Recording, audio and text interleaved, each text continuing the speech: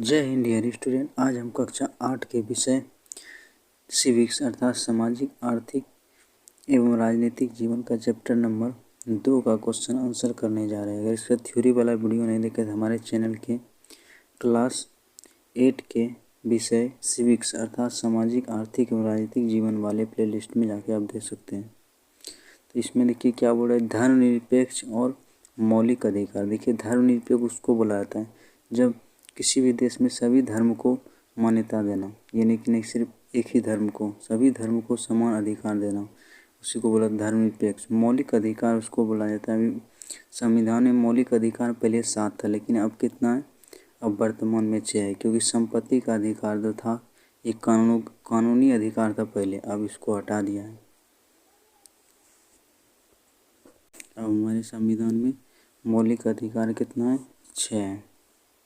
ठीक, इसके बारे में जानते हैं। देखिए यहाँ पे ये क्वेश्चन आंसर करेंगे इसमें, ये सब इसमें क्वेश्चन आंसर करेंगे इसमें चारों का, और ये गद्यांश वाला भी करेंगे, पढ़ के समझने के लिए आंसर देने के लिए बोल रहे हैं। तो यहाँ पे अभ्यास प्रश्न 1 नंबर से स्टार्ट करते हैं। भारत में धर्मनिरपेक्षता की आवश्यकता क्यों है, अपने शब्दों में समझाएं। इसका आंसर जाएगा, भारत एक विशाल देश है, यहाँ विश्व के 8 प्रमुख धर्मों को मानने वाले लोग रहते हैं। यदि सभी धर्म के लोग यहाँ शांतिपूर्ण ढंग से ना रहे तो देश में दंगे की स्थिति उत्पन्न हो जाएगी, जिससे गृह युद्ध जैसी आशंकाएं भी बना जा सकती हैं। इससे देश अस्थिर हो जाएगा और उसकी राजनीतिक संप्रभुता तक खतरे में पड़ जाएगी। अतः देश को शांति व्यवस्था बनी रहे, जिससे देश की प्रगति संभव हो, इसलिए देश में धर्मनिरपेक्ष की स्थिति बने रहना आवश्यक है। क्योंकि कोई भी देश में संघवाद में खतरा तब हो जाता है जब एक ही धर्म को वरीयता दिया जाता है। नेक्स्ट क्वेश्चन है हमारा, धर्मनिरपेक्ष में मुख्य रूप से कौन कौन सी बातें शामिल है। आंसर हो जाएगा, देश की धार्मिक विविधता को, यहाँ पे देश की धार्मिक विविधता को बरकरार रखा जाए और साथ ही सभी लोगों को अपना अपना धर्म मानने और उसका प्रचार प्रसार करने की आज़ादी दी जाए। पर्व के नाम पर किसी धार्मिक संप्रदाय को दबाया नहीं जाए। राज्य सरकार किसी एक धर्म को महत्व नहीं देगी और अपने कानून, नियम व नीतियों किसी एक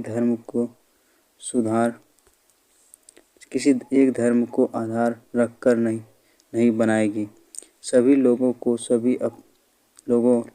अपनी अपनी धार्मिक मान्यताओं व तौर तरीके को अपनाने की पूरी आज़ादी है। किसी एक धर्म को मानने वाले लोग यदि अधिक संख्या हो तो उसको राज्य की तरफ से कोई विशेष स्थान या रियासतें नहीं दी जाएगी। नेक्स्ट क्वेश्चन है हमारा, आपके विचार में भारत में धर्मनिरपेक्षता को लागू करने के लिए कौन से मौलिक अधिकार शामिल हैं और क्यों। देखिए यहाँ पे आंसर हो जाएगा, भारत धर्मनिरपेक्षता को लागू करने के लिए ये मौलिक अधिकार शामिल हैं: समता का अधिकार, स्वतंत्रता का अधिकार, धार्मिक स्वतंत्रता का अधिकार, सांस्कृतिक और शैक्षणिक अधिकार। इन अधिकारों के द्वारा देश में निरपेक्षता को स्पष्ट किया गया है। मान्यता के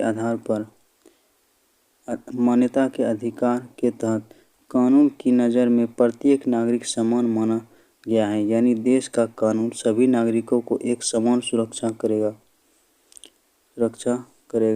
सार्वजनिक स्थानों पर जाने से किसी भी व्यक्ति को रोक नहीं होगी।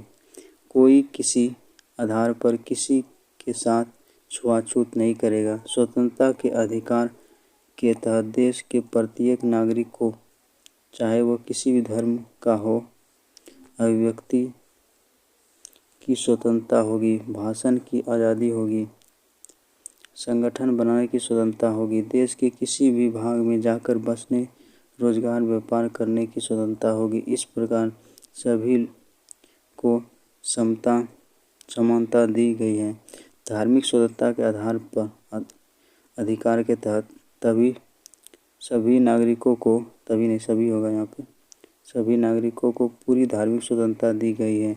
प्रत्येक व्यक्ति को अपनी इच्छा का धर्म अपनाने, उसका प्रचार प्रसार करने का अधिकार दिया गया है।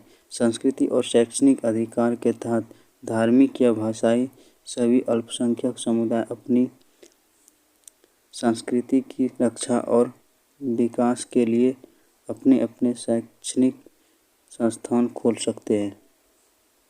नेक्स्ट क्वेश्चन है हमारा, अगर किसी धर्म के लोग मानते हैं कि नवजात शिशुओं की हत्या करना उसके धर्म का जरूरी हिस्सा है, तो सरकार को ऐसी परंपराओं को रोकने के लिए दखल देना चाहिए कि नहीं? कारण सहित उत्तर दें। कारण सहित समझाने के लिए बोला, इसका आंसर हो जाएगा भारत। हमारा संविधान प्रत्येक व्यक्ति को अपनी पसंद का धर्म मानने की इजाज़त देता है, पर धर्म के नाम पर किसी प्रकार के अमानवीय काम को अंजाम देने का इजाज़त नहीं देता है। ऐसे कृत्यों को कानून की दृष्टि से अपराध माना जाता है। अतः अगर किसी धर्म के लोग मानते हैं कि नवजात शिशुओं की हत्या करना उसके धर्म की जरूरी हिस्सा है, तो सरकार ऐसी परंपराओं को रोकने के लिए अवश्य दखल देना चाहिए। नेक्स्ट देखिए, ये क्या है? ये गद्यांश, इसी को पढ़ के हमको आंसर देना है।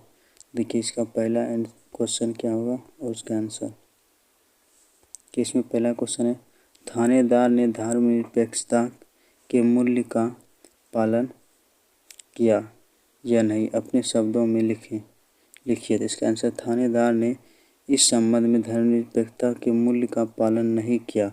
कानून की दृष्टि में तो सब वर्ग समान है, साथ ही अल्पसंख्यक की सुरक्षा करना ही धर्मनिरपेक्षता की सुरक्षा होती है। अतः अल्पसंख्यकों की सुरक्षा न कर थानेदार ने धर्मनिरपेक्षता के मूल्य का पालन नहीं किया।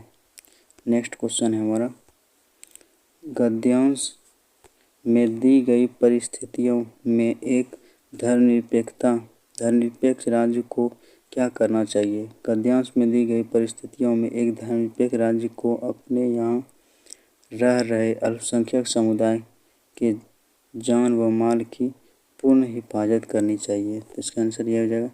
नेक्स्ट क्वेश्चन है, दंगे में महिलाओं का असुरक्षित महसूस करना किस बात की ओर इशारा करता है? इसका आंसर है, दंगे में महिलाओं को असुरक्षित महसूस करना इस बात को इशारा कर रहा है कि स्थानीय प्रशासन दंगाइयों को मौन